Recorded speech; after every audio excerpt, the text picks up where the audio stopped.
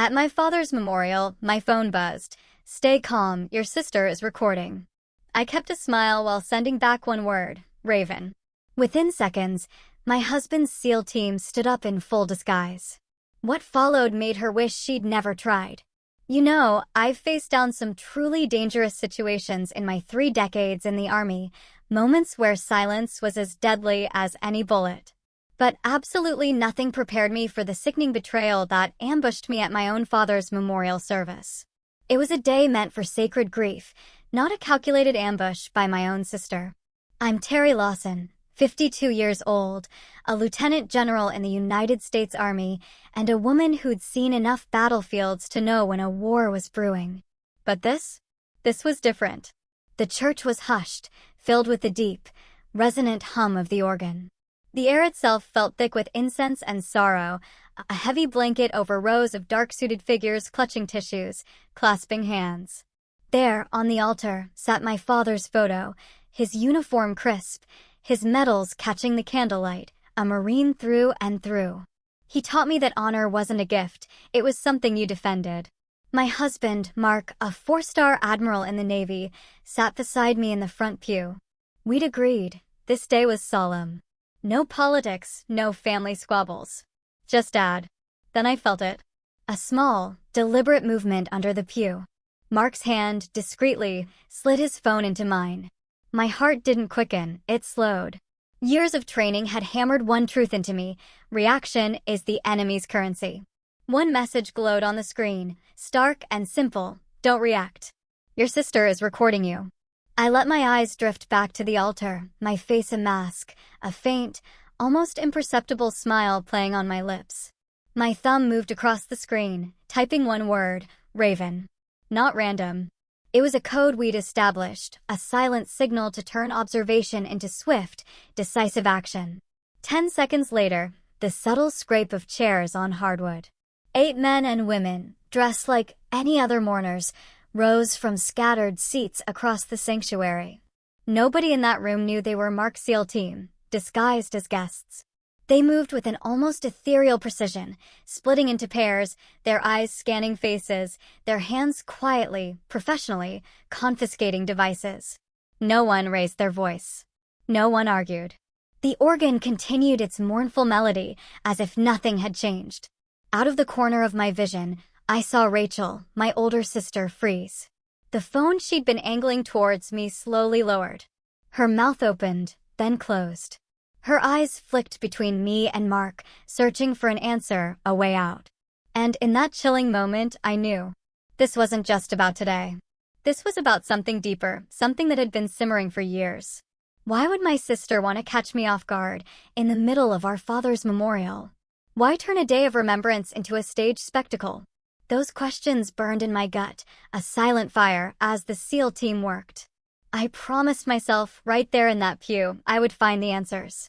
Rachel tried to smile as a SEAL in a black suit politely took her phone. She adjusted her scarf, leaned toward the woman next to her, whispering something I couldn't hear. She looked like someone trying desperately to pretend she hadn't just been caught. I'd seen that look before. In my 20s, freshly commissioned, she'd told people I joined the Army because I couldn't handle civilian life. At family dinners, she'd raise her glass to Terry, Dad's favorite, with that half-smile that sounded like a compliment but landed like a jab. My father used to tell me, not every traitor stands on the other side of the battlefield. Back then, I thought he meant politics, foreign adversaries. I didn't realize he also meant blood could turn on you without crossing an ocean. Now, watching Rachel tilt her head toward the altar, I could feel the shape of her intentions, even without a single word. This wasn't just sibling rivalry. This was calculated, something she thought she could hide in the folds of grief. Mark didn't look at me. His gaze remained fixed forward, his hands folded. That's how I knew this situation was far bigger than a petty stunt. If he had quietly activated a SEAL team, it meant he already had pieces of a puzzle I hadn't yet seen. As the pastor began to speak, I maintained my even breathing, my unbroken posture. In the Army, you learn that the battle is rarely where the bullets fly first. It starts in those moments when you are tested to stay still, while every fiber of your being demands motion. Just 3 days before the memorial, I'd been in my father's study. The room smelled of cedar and old paper. I was packing some of his personal effects when I found a crumpled paper bag in the bottom drawer of his desk. Inside was his Purple Heart, the one he'd earned in Vietnam. I held it in my palm. I was 10 years old the day he'd first placed it there, telling me, "This is not for the wound. It is for the choice to keep going." That memory hit me harder than I expected. Later that night, Mark came into the kitchen with a look on his face that spelled bad news. He'd received intel from someone inside Rachel's circle. She had hired people to attend the memorial with one job: film me reacting. If I cried too hard, if I showed anger, if I confronted her, those clips would be edited, turned into a portrait of someone unstable. She planned to use it to challenge my share of our father's estate, and worse, to derail my pending nomination to the National Security Council. It wasn't just about money. It was about dismantling everything I had built. That was when we agreed on the code word. That was when we decided that if Rachel wanted a performance, she would get one, just not the one she had scripted. After the memorial, Mark and I didn't speak about what had happened until we were back home, doors locked. We'd both learned in our careers that timing mattered. Sometimes the silence immediately after an event was the best way to protect the truth from too many years. In the living room, he handed me a folder. Inside were still images, phone numbers, short notes scribbled in his handwriting. These weren't random. Each one linked to a person who had attended the service, each marked with a discrete symbol that told me how much of a threat they might be. Mark had tapped into the intelligence channels available to him as part of SOCOM, not the kind of favor you ask lightly. His team had quietly followed threads from Rachel's phone records and financial transactions, and the picture was becoming clearer with every connection. The names meant little to me at first, but one stopped me cold: Colonel David Mercer. The last time I saw Mercer was 5 years ago, across a conference table at Fort Bragg. He'd been assigned to a joint special projects unit I was overseeing. Brilliant on paper, reckless in practice. He had ignored operational protocols in a way that could have gotten people killed. I'd pulled him from the assignment and made sure the record reflected why. It had been one of the most unpopular decisions of my career, but necessary. Now, his name sat in a file connected to my sister, not as a distant acquaintance, but as a business partner in a consultancy Rachel had formed 2 years ago. I set the file down and took a slow breath. In the Army, we are trained to see the battlefield not just as it is, but as it will be. I could already see the shape of this one forming. Rachel hadn't simply hired strangers to record me. She had aligned herself with someone who had a reason to want me discredited, someone who understood how to play a long game and use perception as a weapon. Mark studied my face. "I know you want to go to her," he said, "but that's exactly what they expect." He was right. The instinct to confront was strong. In the military, decisive action is drilled into us, but this was not a mission with a defined theater and clear objectives. This was personal warfare, which made it far more dangerous. Every move I made would be scrutinized. Every reaction potentially fed into whatever narrative they were building. I told him I wanted more than names. I wanted patterns. People leave trails when they think they're clever. Meetings in the same location. Payments through layered accounts. Conversations that sound casual until you know the context. Over the next week, Mark's contacts fed us pieces. One showed Mercer and Rachel meeting in a corner booth at a restaurant near the courthouse. Another traced a payment from Rachel's account to a shell company, then to a private investigator who specialized in emotional surveillance. I kept all of it organized in a binder on my desk. Each page a map of their miscalculations. I refused to let anger lead. Anger made noise, and noise made mistakes. My father used to tell me that you didn't win battles by shouting across the field. You won by making sure the other side never saw you coming. At night, I would flip through the binder, tracing lines between names, places, and dates. Every connection was another knot in the net I would eventually close around them. And every time I saw Mercer's name, I reminded myself that revenge was not the goal. The goal was to make sure they could never touch my career, my family, or my father's honor again. The pieces were falling into place. All I needed was patience and the certainty that in the end, the truth would not just come out. It would stand so plainly in the open that even Rachel would have to face it. 2 days after the memorial, I drove to Rachel's house with a casserole. It was the kind of gesture our father would have insisted on.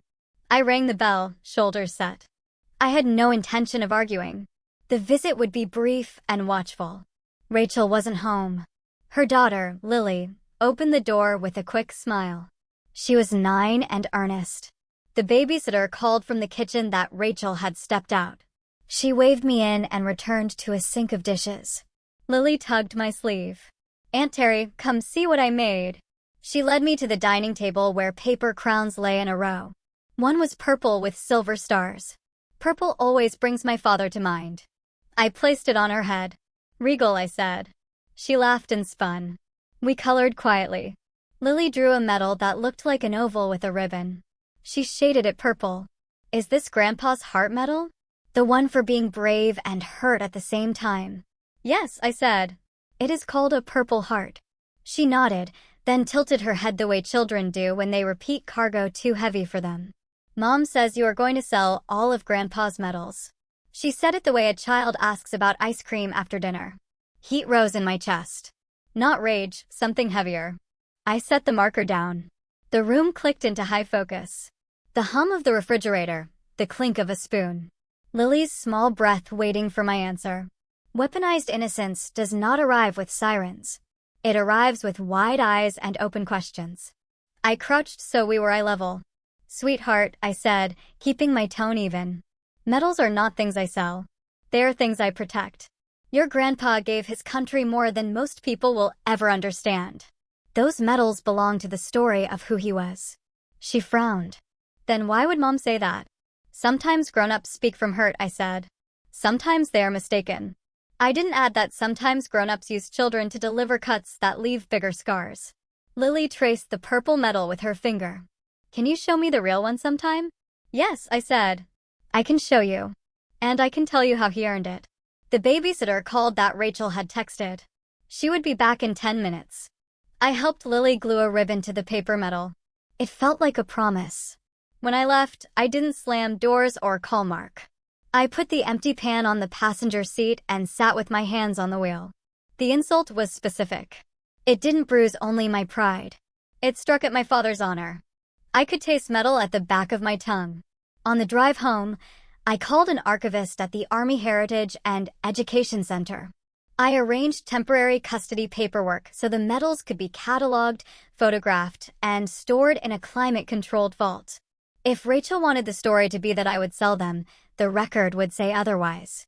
Facts are calmer than rumors. They endure. Back at my desk, I opened the binder and drew a line between Rachel's name and Mercer's.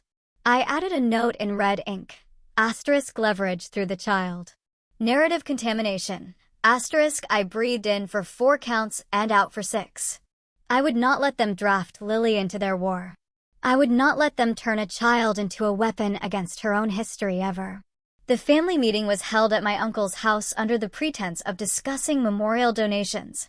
The living room smelled of coffee and furniture polish, the kind of scent that should have signaled comfort. Instead, it felt like a stage set for something else.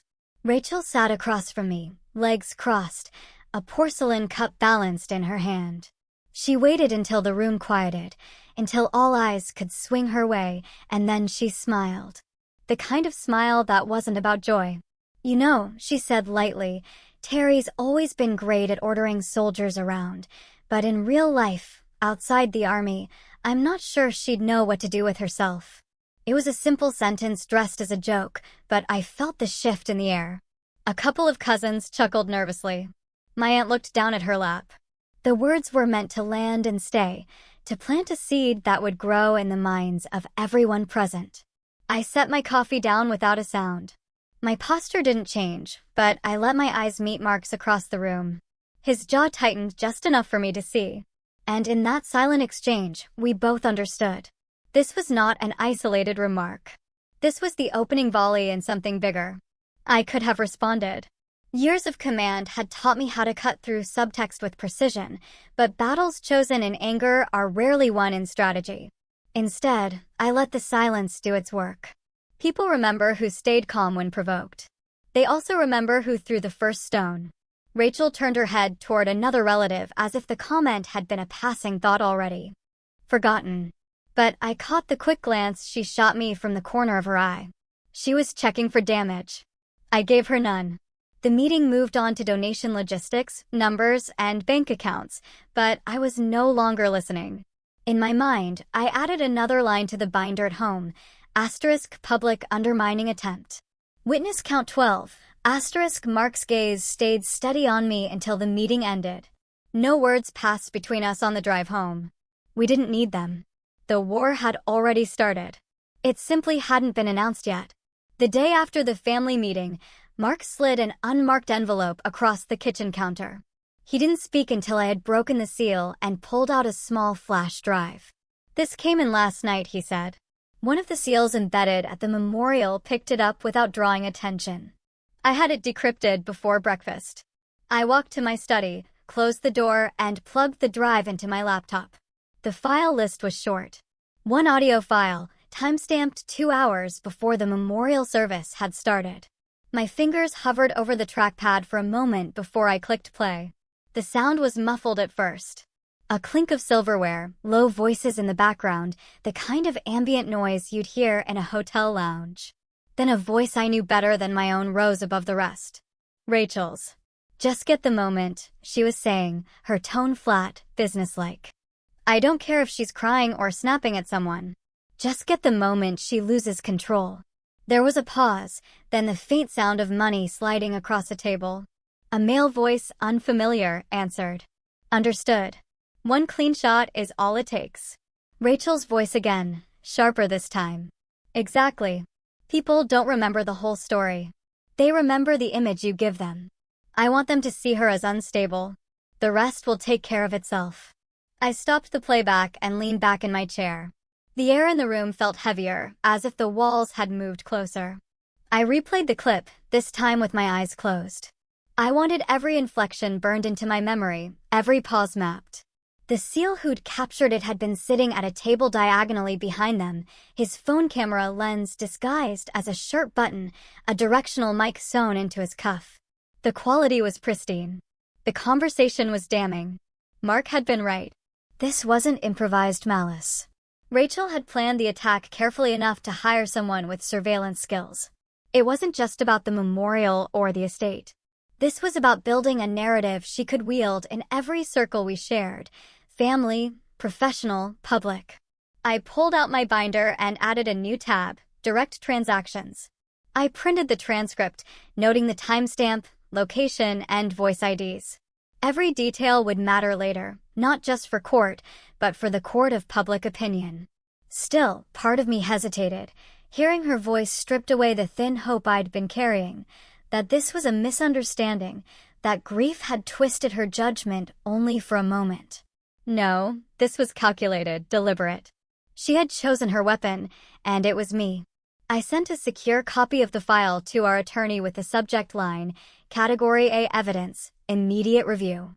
Then I encrypted the original, stored it in a separate cloud account Rachel could never access, and physically locked the drive in my safe. When I stepped back into the kitchen, Mark was leaning against the counter, arms folded. "She's not just playing dirty," I said. "She's trying to rewrite who I am." He nodded once. "Then we'll make sure her version never makes it past her lips." That night, I listened to the recording again alone. Not because I needed to, but because it was a reminder. In my line of work, intelligence gathering isn't just about catching the enemy. It's about understanding their intent. Rachel had given me that for free, and I intended to use it until the last word turned back on her. After securing the audio file in the safe, I sat at my desk for a long time, staring at the binder without turning a page. My mind drifted, not to the evidence itself, but to where this had all begun. The roots of betrayal rarely grow overnight. They take years, even decades, to anchor themselves. I was 21 the summer I told my father I intended to join the army. We were in the backyard, under the shade of the maple tree he'd planted the day Rachel was born. He was cleaning his old service rifle, his hands steady despite the arthritis already creeping into his knuckles. Rachel had come outside carrying 2 glasses of iced tea. She set them down on the patio table and sat across from him. "Tell her she's making a mistake," she said without looking at me. My father didn't answer right away. He kept his eyes on the barrel, running the cloth through with a precision that came from years of habit. Finally, he glanced at her. "Your sister has made up her mind." Rachel folded her arms. "She doesn't know what she's getting into. It's not like school or a summer job. This changes everything. It's dangerous. She trailed off, as if the word she wanted was too sharp to throw. I opened my mouth, but my father raised his hand, palm toward me, a silent request to let him handle it. "Rachel," he said, his voice calm but firm. "You're strong. You always have been. But your sister, she has an iron will. And sometimes that's what's needed more than anything else." The compliment landed on me like a badge. But I didn't miss the way Rachel's expression shifted. It wasn't just disagreement. It was something cooler, a flicker in her eyes that I couldn't name at the time. She pushed her chair back with a scrape. "Fine," she said, standing. "But don't come to me when it all goes wrong." She walked inside, letting the screen door slam shut. My father sighed and returned to the rifle. "You can't expect everyone to understand why you choose the path you do," he said. "But you have to be ready for the weight that comes with it." At the time, I thought he meant the weight of command, of deployments, of the uniform itself. Only years later did I realize he'd been warning me about another kind of weight. The strain that success can place on relationships, especially when one person feels left behind. That day under the maple tree, my father had given me his blessing. But in doing so, he had also, without meaning to, planted a seed in Rachel. Not of malice, not yet, but of comparison. And comparison, left unchecked, grows into resentment. Sitting at my desk now, decades later, I could see the through line clearly. Every jab, every rumor, every carefully placed word meant to undermine me. It all traced back to moments like that. My father's praise had been honest, but it had split something between us that never truly healed. The irony was bitter. He had told me I had an iron will. What he didn't say was that one day I would need every ounce of it, not to face a battlefield abroad, but to survive the one waiting for me at home. 2 evenings after listening to the audio of Rachel's arrangement, I received an unexpected call. The number wasn't in my contacts, but the voice on the other end was instantly familiar. "Terry, it's Dana Whitfield. We went to high school together, and I've stayed in touch with Rachel over the years." Her tone carried hesitation, like she was weighing each word. She asked if we could meet in person. We agreed on a small coffee shop off the main road, quiet enough for privacy, public enough to feel neutral. When I arrived, Dana was already there, stirring a cup she hadn't tasted. She looked up and gave a tentative smile. "I don't know if I should be here," she began. "But I think you need to understand something about your sister." I said nothing, letting her find her rhythm. "She always admired you," Dana said. "Back when you got into West Point, she told everyone how proud she was, but things shifted, especially after your father's will came out. I think she felt like she was invisible, like you were the only one he saw." The words settled between us. It wasn't news that the estate had been divided unevenly. My share was larger, tied to the responsibility of maintaining our father's military memorabilia and property. It had been his decision, explained to both of us before his passing. I'd assumed Rachel had accepted it, even if she wasn't thrilled. Clearly, I had been wrong. Dana leaned forward, lowering her voice. "It's not just the money. She told me once that when he gave you that purple heart to safeguard, she realized he was trusting you with parts of him he'd never given her. She couldn't get past it." I felt the edges of my binder in my mind. Each page of evidence, each calculated move she'd made against me. Those were acts of strategy, but beneath them was something more personal.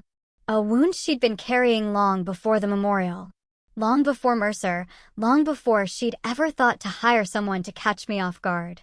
Dana glanced toward the door as if worried Rachel might walk in. "I'm not defending what she's doing," she said.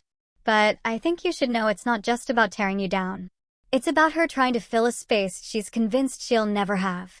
I thanked her and paid for her coffee before she could protest. On the drive home, the city lights blurred in the windshield. This wasn't just about money or career sabotage. It was about a fracture that had been there since we were young, a split my father never intended, but had never fully seen. That didn't excuse her actions, but it reframed the battlefield. I was no longer fighting just an enemy. I was navigating the fallout of a lifetime of comparison, and that made the path forward both clearer and far more complicated. The moment the SEAL team rose from their seats in the chapel, the air changed.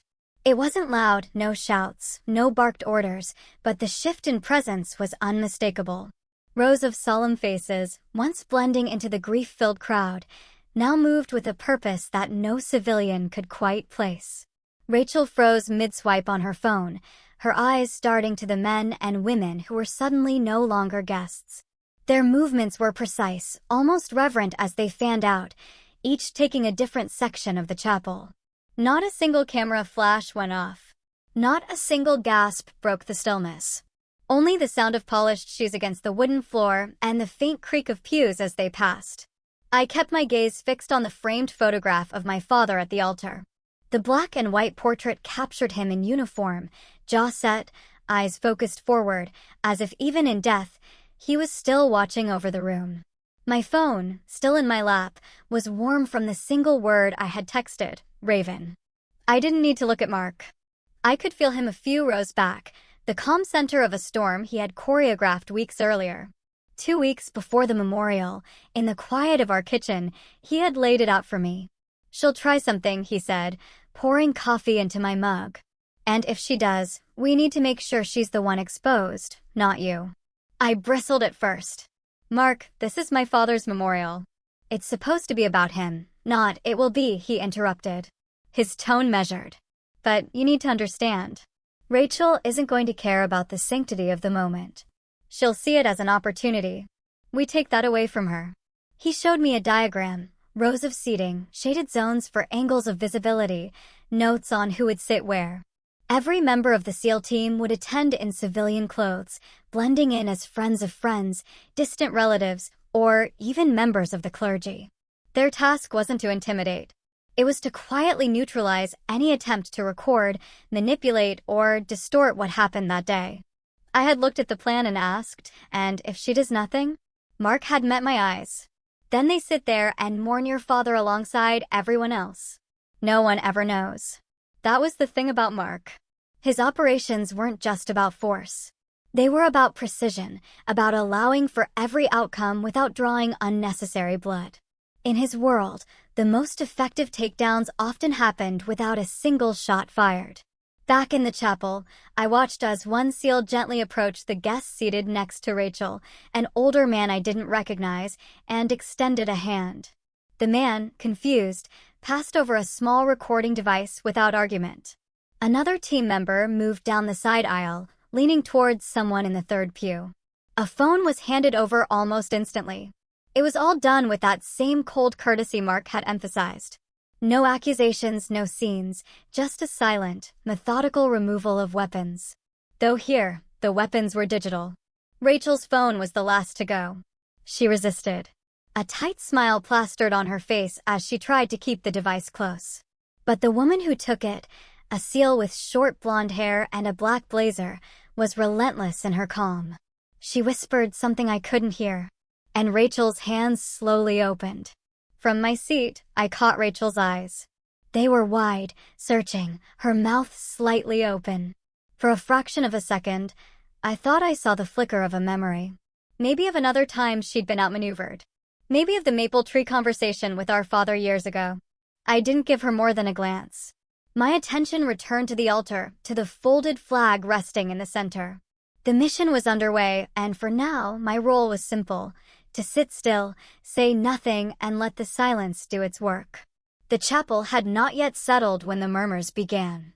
At first, they were whispers, a rustle of confusion at the sight of strangers collecting devices, the subtle shifting of bodies as people tried to piece together what had just happened. But then the whispers sharpened into voices. And those voices carried. An older cousin, one I hadn't seen in years, stood from the back row, his face red with indignation. "Terry, what on earth was that?" His voice cracked through the quiet like a splintering board. "This is your father's memorial, not some military stunt." Others joined in, though softer, their words layered with accusation. Disrespectful. Completely unnecessary. She's turning this into a spectacle. I stayed seated, my back straight, my eyes still on the photograph at the altar. I let their words wash over me like rain against a window. Present, but not penetrating. Finally, I turned my head, meeting my cousin's glare with the calm precision I'd been trained to wield. It wasn't me who made a scene, I said, my voice even, every syllable clear. It was the truth. And the truth stood up on its own. The sentence hung there, suspended in the air. A woman in the third row, my aunt, Rachel's godmother, shifted in her seat. "Terry, you could have handled this another time," she said gently, though her eyes carried the weight of judgment. "Your father would have wanted peace today." Peace. The word pressed against me like a cold hand. My father had spent his life in service to a country where peace was often a delicate illusion, earned, defended, and protected through the quiet work of people who never got credit. He taught me that peace wasn't the absence of conflict. It was the result of handling conflict before it could fester. I took a slow breath. My father wanted the truth honored, I replied. And if that meant revealing what was being done here in his name, then today is exactly the right day. The reactions split the room. Some nodded, their expressions hardening with understanding. Others shook their heads, their lips pressed thin, unwilling to accept that the sanctity of the service had already been compromised long before the SEAL team moved. Rachel sat frozen, her hands folded tightly in her lap, eyes locked on me. She didn't speak, not yet, but I could feel the heat of her fury from across the aisle.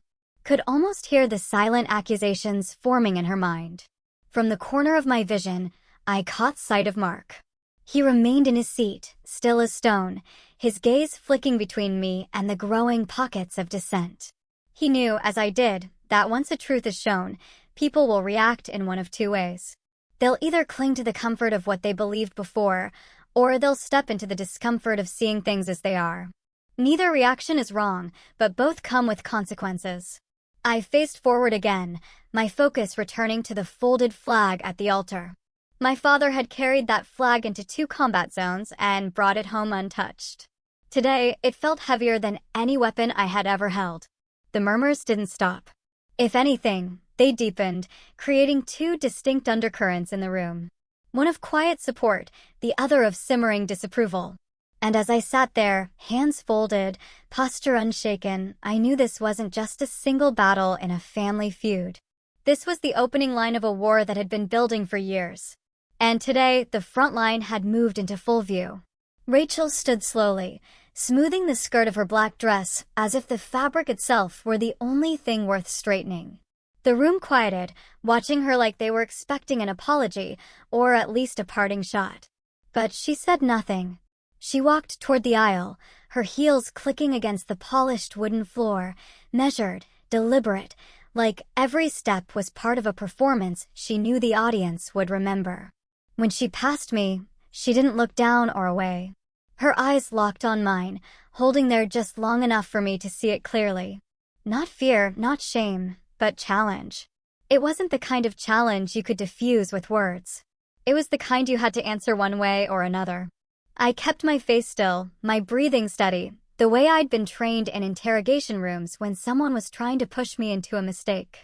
Mark didn't move beside me, but I felt the subtle shift in his posture, like he'd just marked the moment in his mental timeline of this war. Rachel reached the chapel doors, opened them without a glance back, and stepped into the cold afternoon light. There was no slam, no dramatic exit, just the quiet click of the door settling back into place. But that sound carried more weight than a shouted threat. It was her way of saying, "I'm not finished." The service continued, but the air in the room had changed.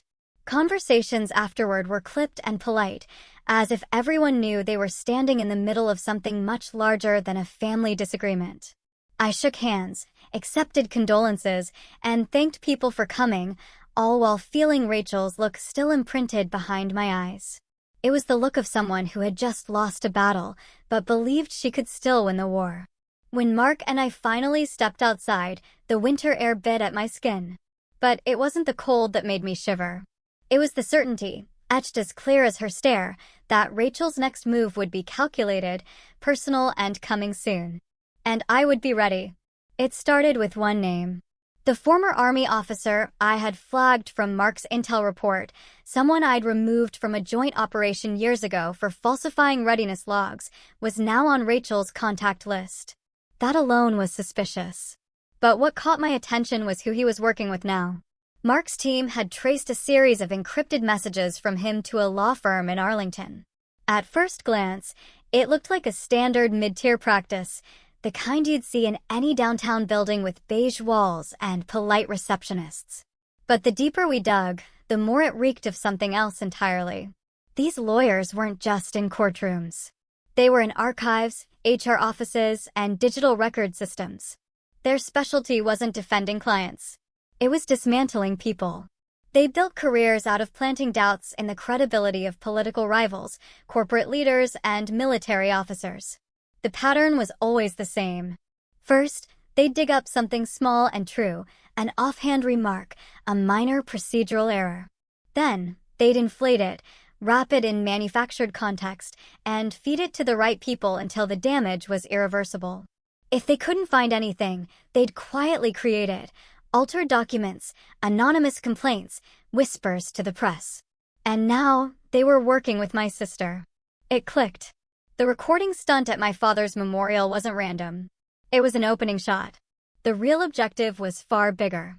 If they could get footage of me losing control in public, they could frame it as instability, leak it to the right channels, and let the rumor mill erode my standing in the Army. That would do more than wound my career. It would strip my security clearance, dismantle years of operational trust, and make me radioactive to every future assignment. Rachel wasn't just trying to embarrass me. She was trying to erase me. I sat at the dining table that night with the files spread out before me, names, timelines, connections drawn in ink. Mark stood at the counter, his arms folded, watching me think. "They've been doing this for a long time," I said finally. "And they're good at it," he replied. "Which means we can't just react. We have to own the timing."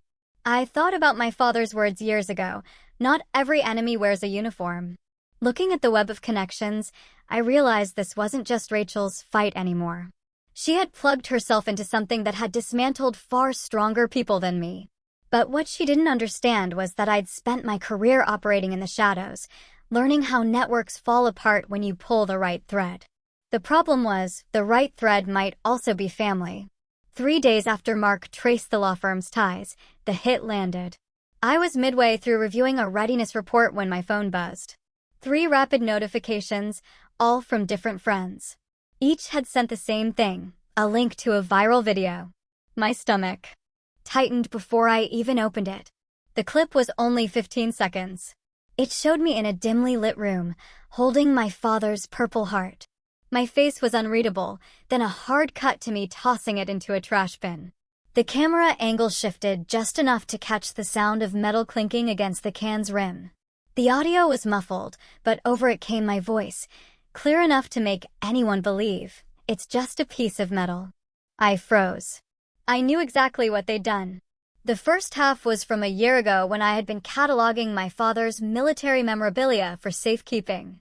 I'd been holding the metal over a box, not a trash can. The second half, me dropping something, was from an unrelated charity cleanup where I'd thrown away a dented lamp. They'd stitched them together, cleaned the audio, and dropped in words I had never spoken. By the time I reached the end of the clip, the view count was already climbing. 20,000, then 22,000. The hashtags told me everything about how it was spreading. Hashtag her disrespect, hashtag hack, hashtag stolen valor, hashtag Los Andes Grace. I called Mark. He had already seen it. "It's staged," I said, forcing my voice to stay level. "Of course it is," he replied. "But that's not the point. The point is they've chosen the battlefield." And they had. The comment section was a war zone. Some called for my resignation, others defended me, insisting it was a smear. Old acquaintances chimed in, some with support, others with thinly veiled judgment. My inbox filled with journalists requesting statements, military blogs posting think pieces about the decay of honor and leadership. The speed of it wasn't natural. Mark's cyber team confirmed the clip had been seeded by accounts tied back to the same law firm in Arlington. The network was amplifying it with bot traffic to make it a trend. I sat back in my chair reading the comments, my pulse steady, but my jaw tight. This wasn't just an attack on me. It was an attack on my father's memory. They had weaponized not only his metal, but the values it represented. For a moment, the temptation to fire back publicly burned hot in my chest. One statement, one clear explanation, and I could dismantle the lie. But then I remembered, these people weren't looking for truth. They were looking for spectacle. If I reacted now, they'd have exactly what they wanted. So instead, I closed the video. I took a breath. And I began planning what came next. Because if they wanted a battlefield, I'd make sure it was one I chose. That night, I stopped reading the comments and opened the binder instead. If they wanted a theater, I would choose the stage and the lighting. I called our attorney, then Mark. We agreed on a single goal: reveal the whole chain of manipulation in one controlled setting with independent witnesses and documented provenance. The perfect venue came to mind. The County Veterans Hall was hosting a public ceremony to dedicate a new display for local service members. My father's name was already engraved on the bronze plate. The organizers had asked me to say a few words. I had considered declining after the smear video. Now it was where I needed to stand. I built the presentation like an op order. Phase 1, authenticate. I arranged for the Army Heritage and Education Center to deliver certified photographs, citations, including archival scans of my father's service records. A museum registrar agreed to attend with custody receipts. Her testimony would corroborate the chain of care. Phase 2, expose. Mark's team prepared the original footage from the cataloging day and the charity cleanup. Frame-by-frame comparisons would show the cut lines and mismatched metadata. An audio spectrogram would reveal spliced phrases. The hotel lounge security timecode would anchor the payment. File hashes would verify integrity for anyone willing to look. Phase 3, protect. Our attorney filed preservation notices and sought a temporary injunction to halt further distribution of the doctored clip. I rehearsed the speech in my kitchen, not for drama, but for clarity. I would not accuse first. I would honor my father, define the facts, then let the audience watch the contrast on the screen. Words would be few. The evidence would speak. I printed handouts with QR codes linking to notarized files. Anyone could verify them on their own time. Mark handled security discreetly. No uniforms, no intimidation, only quiet eyes in the crowd, ready to escort anyone who tried to disrupt. The goal was not humiliation. It was daylight. A retired judge agreed to sit in the front row as a neutral observer. 2 local reporters would attend without cameras. Their notebooks would be enough. The night before the event, Dana texted, "Rachel knows something is coming. She looks terrified and furious." I thanked her. Then I wrote a final note on a yellow card I planned to keep in my pocket.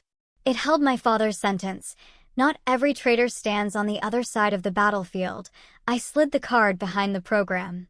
It steadied my hands. At dawn, I drove to the hall with the binder on the passenger seat. The Purple Heart was already secured in the museum case. I touched the glass with my fingertips. The metal caught the light. It looked like it was breathing.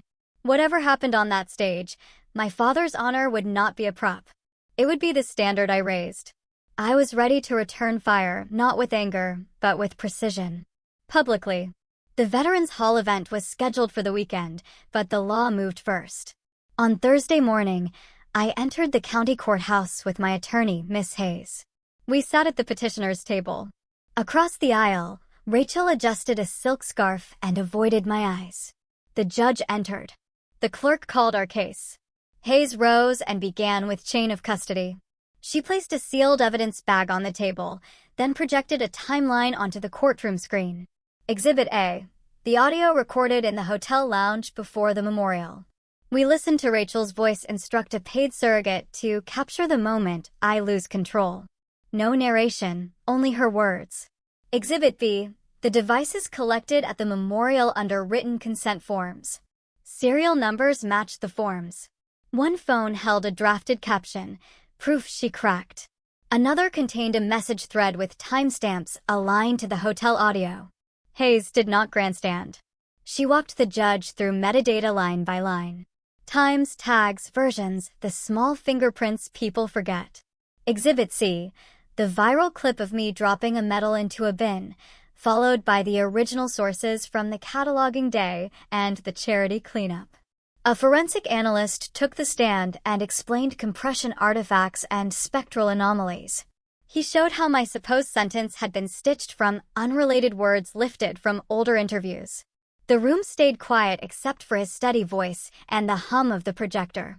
Exhibit D, museum receipts and custody logs from the Army Heritage and Education Center, proving that my father's medals had been in secure storage before the smear appeared. The registrar testified that the Purple Heart had not left the vault in months. Facts. They withdraw oxygen from lies. The air in the courtroom thinned as she spoke. Finally, Exhibit E, the money. Hayes displayed transfers from Rachel's account into a shell corporation, then outbound payments to a private investigation firm that shared a suite with the Arlington law practice. Mercer's consultancy received 3 payments labeled strategy packages. The amounts were modest, but the regularity and phrasing were careful, never innocent. The judge leaned forward. He asked precise questions, dates, handlers, who pressed record, and when. Hayes answered each without flourish. When the court finished with the analyst and the registrar, the judge turned to Rachel's counsel. Objections came, then fell away for lack of weight. The record had already decided most of the argument. We paused while the clerk reshuffled exhibits. Papers rustled. The fluorescent lights buzzed. That was when I felt a light tug at my sleeve. Rachel had leaned toward the rail just enough that only I could hear. "I only wanted Dad to look at me the way he looked at you," she whispered. "Just once." I did not answer. My throat tightened, not with anger, but with a grief that came too late to change anything. A lifetime of comparisons had become a machine. It had ground us both down. I remembered the maple tree behind our childhood home. The day he told us strength takes different shapes. Rachel with her quick wit and charm. Me with stubborn resolve. He never meant to divide us. Yet his faith in me became a wedge neither of us learned to lift. The judge called us back to order. Hayes closed with one sentence. The facts show a deliberate campaign to fabricate instability and to defame a serving officer while exploiting the confusion for advantage. She sat. No pointed finger, no raised voice.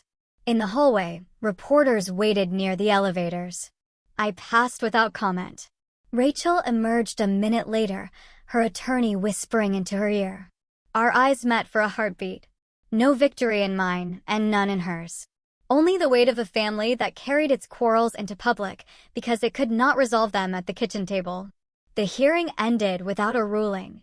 The judge took the matter under advisement and set preservation and restraint orders for the afternoon. I sat on a wooden bench and placed my hand over my chest where the Purple Heart would rest if I were my father. Honor is not a medal. It is a posture. I kept it. 2 days after the hearing, the Veterans Hall filled with conversation and the clink of chairs. Flags lined the walls.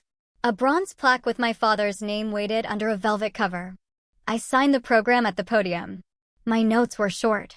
The evidence would carry the weight. Mark kept to the back with 2 plainclothes security observers. The museum registrar sat in the front row, and a retired judge settled beside her, pen poised. I stepped to the microphone and let the room quiet on its own.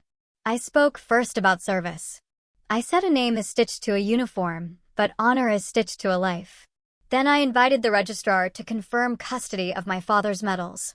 She described the vault, the logs, the handling rules. When she finished, I nodded to the AV tech. The screen lit with the hotel lounge still. I kept my voice minimal. This is a recording captured before the memorial service. The audio rolled. Rachel's voice carried clearly. Get the moment. I want the second she loses control. A few people shifted in their seats. Another audience member stood and walked out, hands tight at his sides. I let the silence breathe. I did not comment. The next slide held 2 frames side by side. My hands over a storage box on the left, a dented lamp dropping into a trash can on the right. The analyst narrated calmly. He highlighted the mismatched metadata. He showed the compression seams around the metal. He played the spectrogram that revealed spliced words.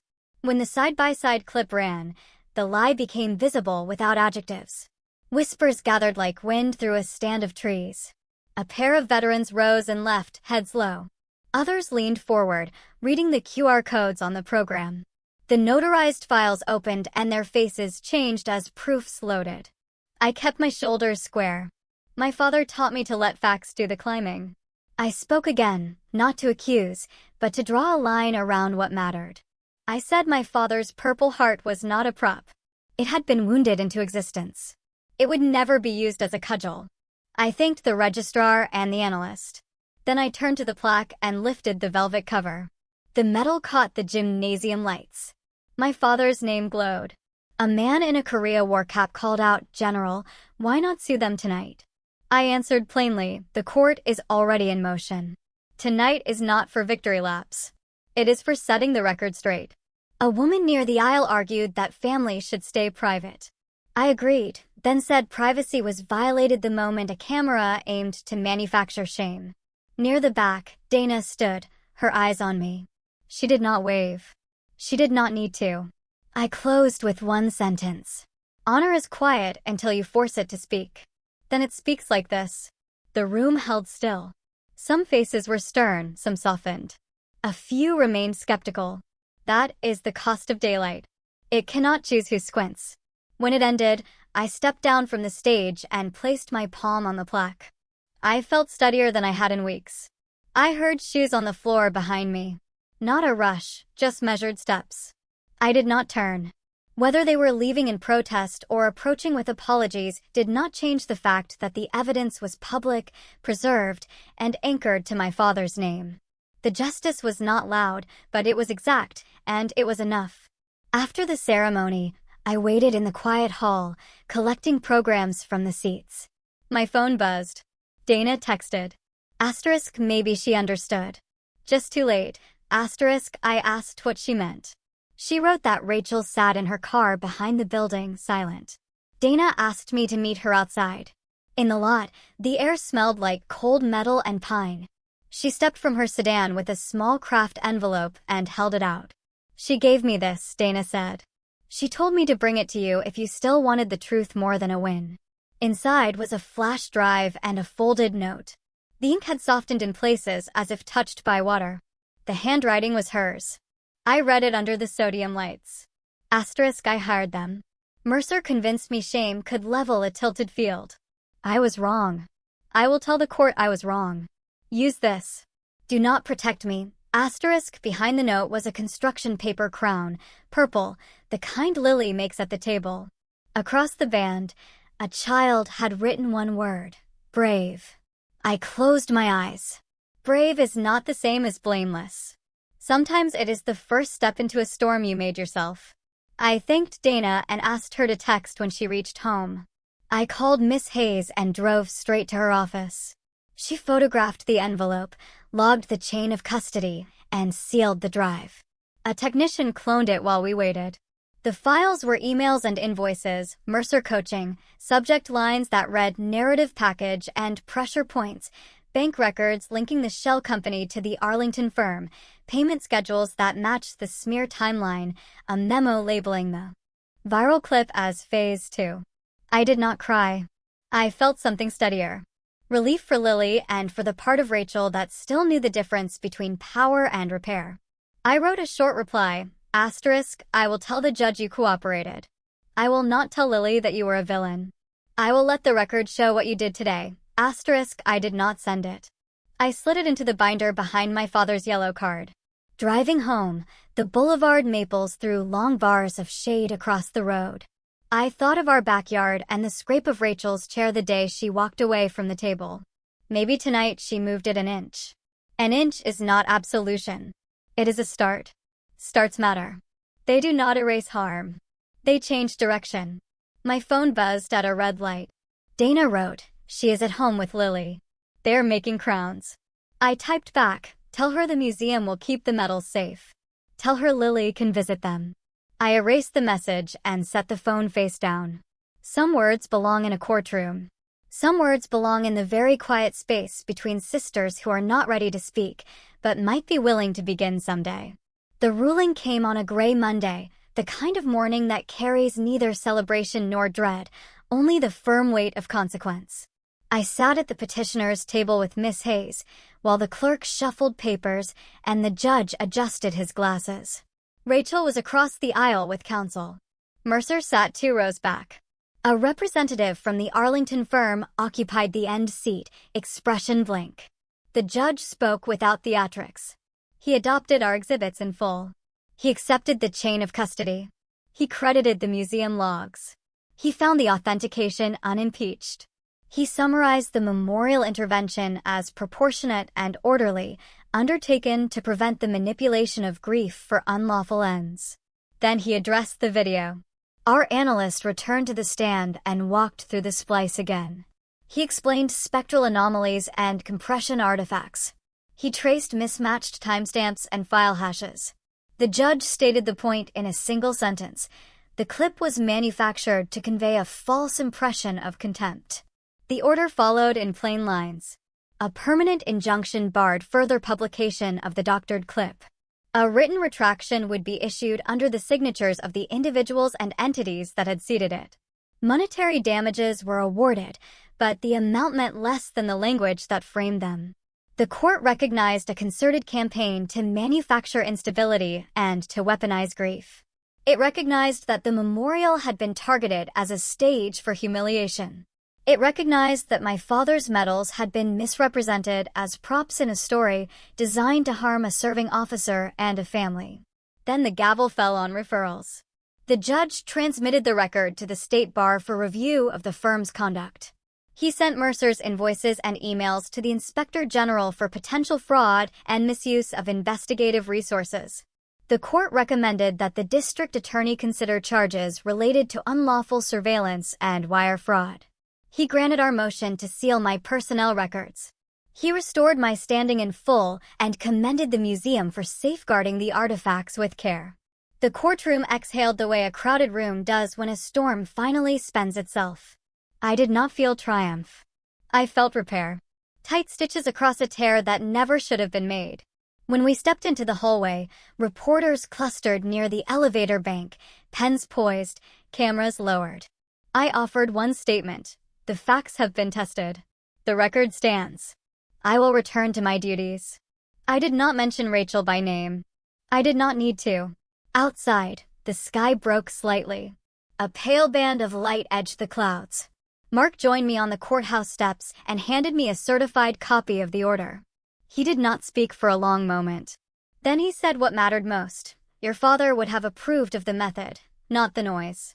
The method. I folded the order and placed it in the binder next to the yellow card I carry for steadiness. Miss Hayes walked out with a satisfied nod. Her work had been clean and careful, the kind that leaves little for rumor to hold. Behind us, Rachel exited with her attorney. She did not approach. She placed a hand on the rail. She looked toward the street. She left without turning her head. Dana texted that evening. Lily was at the kitchen table with paper crowns. Rachel was quiet. By week's end, the museum accepted the court's written findings for their archive. The Veterans Hall added a small note to the display, artifacts preserved by family and community custodians. My father's name sat above the line. I touched the engraved letters and felt the steadiness of metal beneath my fingertips. I had regained the estate as the will intended.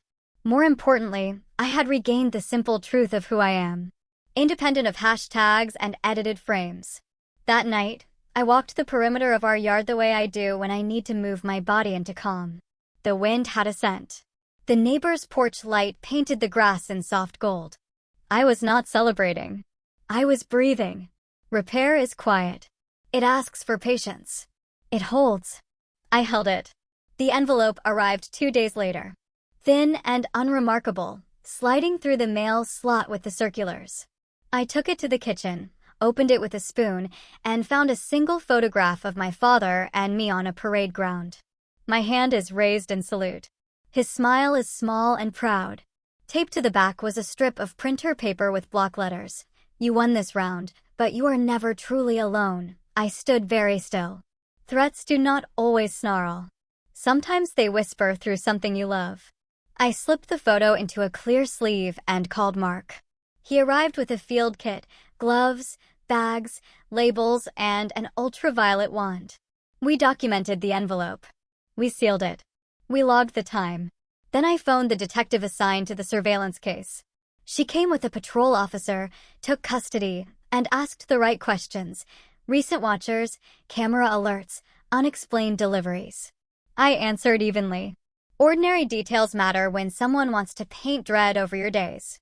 After they left, the street looked harmless. Children on scooters, a dog at a fence, a delivery truck rattling past. Ordinary is a disguise. That night, we rotated codes, audited access logs, and changed the layered passwords that control the alarm and cameras. Mark walked the perimeter with a flashlight, checking the gate in the oak where a lens can miss a sliver of sidewalk. I brewed coffee and built a checklist. Notify the museum, brief Miss Hayes, alert the Army liaison who monitors threats against senior officers. I was not afraid. I was awake. Fear is a spike. Vigilance is a posture you can hold. In the morning, the detective called, no usable prints, paper and ink common. She recommended a sweep for trackers and a temporary patrol pass. 2 technicians scanned for transmitters and anomalous signals. Nothing new. Relief and confirmation arrived together. The sender preferred suggestion over intrusion. I recognized the tactic. Influence operations often end with a nudge that makes the target police. Herself. I set the nudge aside like a tool I refused to touch. In the afternoon, I drove to the Veterans Hall and stood before the plaque. I traced the line that held my father's name and considered what the sender wanted. They wanted hesitation. They wanted me to step back from the work of repair and let suspicion do what slander could not. Instead, I sent the detective a brief update, proceeding with public appearances, routine unchanged, except for common-sense precautions. The power of a threat is the behavior it buys. I would not pay. On the way home, a black sedan tailed me for 3 lights, then turned off. I noted the plate, partial, no match in my memory. I eased my breathing, let the mirrors return to ordinary, and kept driving. I set the photograph on my desk and framed it with 2 paper crowns Lily had left on a visit. The message said, "You are never truly alone." I translated it this way: you stand in the company you keep. My father keeps me company. So does the record we have built. So does the quiet discipline that refuses to be steered by shadows. I opened my notebook and drafted a short statement to file if the sender stepped into the light. Precise facts, dates, chain of custody, nothing that a rumor could chew. The envelope had aimed at my pulse. It missed. My pulse belongs to the work ahead, to the repairs already made, and to the knowledge that vigilance can be steady without surrendering to fear. I keep my father's purple heart where light finds it in late afternoon. When the sun slides across the desk, the metal catches a pale flare that moves like breath. I do not touch it often. I do not need to. It is not a charm. It is a sentence I repeat until it steadies me. Honor is a choice you keep choosing. The court spoke. The museum preserved. The Veterans Hall hung his name in bronze. Those are structures necessary strong. But the work of keeping faith belongs to the living, to the quiet of a kitchen at dawn, to the decision not to answer a provocation in kind, to the promise you keep when no one would blame you for breaking it. I think about Rachel at the table with Lily and the paper crowns. I think about Dana crossing a parking lot with an envelope that changed a year. I do not create saints from harm. I do not pretend the damage was small. I measure it honestly. Then choose not to build a second damage out of bitterness. My father once said, courage is not a roar. It is a steady step across a room where you are needed. I take that step by writing down what happened, dates, sources, the lines that hold a story true. I take it by standing before the plaque and letting silence count as speech. If the sender of the envelope believes I will live as a chastened thing, they misread me. I will live as a keeper of records, of promises, of the boundary between justice and revenge. Revenge is a sharp tool. It satisfies little and breaks in your hand. Justice is slower. It holds. I can wait for it because I know what I'm waiting for. Tomorrow, I will drive to the museum and sign custody of a scanned photograph that shows my father in profile, eyes forward. In the evening, I will cook something simple and set an extra plate on the counter. It is my way of keeping him near. Grief remains. So does gratitude. So does work. The metal rests in its case. The light crosses. My breath returns to an even count. This is how I keep the promise he placed in my 10-year-old hand, to guard what deserves guarding and to walk forward with a steady heart. The cemetery sits on a low hill where the wind carries the smell of pine and cut grass. I parked beneath the old elm and walked the path I have walked since I was a girl, when my father would bring flowers for men he served beside. The new granite is still pale. The letters of his name are sharp, as if the stone is still learning how to hold them. I took a small purple heart lapel pin from a felt pouch. The original medal remains in the museum vault. This little pin is my stand-in. I rested the pin at the base of the headstone and laid my palm against the granite. The stone was cool. My breath steamed in the morning air. I lowered my head and spoke as if the wind itself were the messenger. I kept my voice steady. The words were simple. I whispered, I kept it. The sentence meant many things. I kept the medal safe. I kept our name clean. I kept faith with the training that taught me not to fight in anger. I kept the promise you placed in my hand when I was 10, and you said, courage is a choice you repeat. I stood that way for a long minute, until the wind thinned and the sun cleared the clouds. A groundskeeper passed with a rake and nodded without intruding. 2 older veterans paused at a nearby plot. One lifted 2 fingers in a quiet salute. I returned the gesture and stayed where I was. Noise has traveled through our family like weather. Today, I wanted the opposite. Quiet that arrives and stays because someone invited it to remain.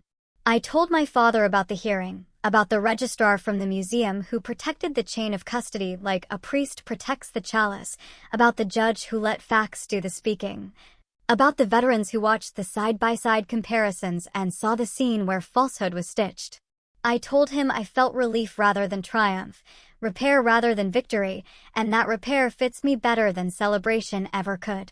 I also told him about Lily, about the paper crown she made with silver stars, about the way children repeat what they are given, about how I promised never to let her be used as a tool. I told him that Rachel sent an envelope that helped the court find the truth. I did not hide the harm she caused. I did not decorate it either. I set it next to the repair the way you set bandages next to scars. A small bouquet leaned against the headstone, gladiolus and rosemary. I tucked the felt pouch beneath the flowers and straightened the flag in its metal holder. The breeze lifted the edge and dropped it again. A small, faithful heartbeat. I breathed with it. 4 counts in, 6 counts out. The drill I use when a room needs my steadiness more than my voice. When I stepped back, I saw my boots in the dew. Dark ovals that would fade in an hour. The imprint comforted me. It meant I had been present. That I took responsibility for being present. That grief and duty can share the same ground without argument. I traced the letters of his name with my fingertip. Not enough to polish them, just enough to feel the groove. On the way to the car, the groundskeeper called after me, "Ma'am, the pin will be safe here." We keep our eyes on things.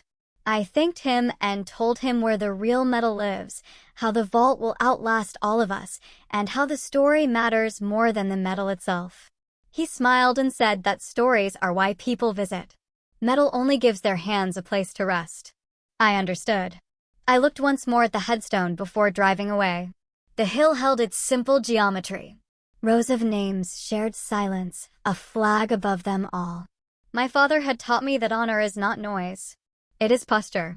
The posture I choose today is steadiness. The words I carry away are still the same. I kept it. I did not drive straight home from the cemetery. I took the long way through the neighborhood where we grew up, past the maple that once shaded our backyard. The house belongs to another family now. I slowed the car and let the scene stand. A version of us once stood here still. Forgiveness is too large a word to lift in one day. I am not ready to forgive Rachel. That is not cruelty. It is accuracy. Still, I'm done carrying the heat that tried to burn my sleep. I will not let anger be the architect of my calendar. Justice has moved. Orders are written. The museum holds the logs. I can let go of the reflex to explain myself in every room. At home, I brewed tea and sat at the kitchen table. I wrote 2 columns, damage and repair. Under damage, I listed the smear, the hotel payment, the staged clip, the way Lily was used as a courier for a lie. Under repair, I listed the injunction, the retraction, the archive, the quiet truth that now walks on its own legs. The columns did not balance. They rarely do, but the second column had weight. It will keep growing if I feed it. I placed the page at the back of the binder and moved the binder to a shelf. I am not throwing away vigilance. I am refusing to worship it. There is a line between readiness and obsession. Soldiers learn it early. I thought of Rachel in her kitchen with Lily and the crowns. I can picture her hands cutting ribbon, her face tired. I am not responsible for her healing. I am responsible for my boundary. I will answer the court when it calls. I will answer Lily when she asks about her grandfather. I will not answer rumors. After tea, I walked the yard and checked the gate. The air smelled like rain, though the sky stayed clear.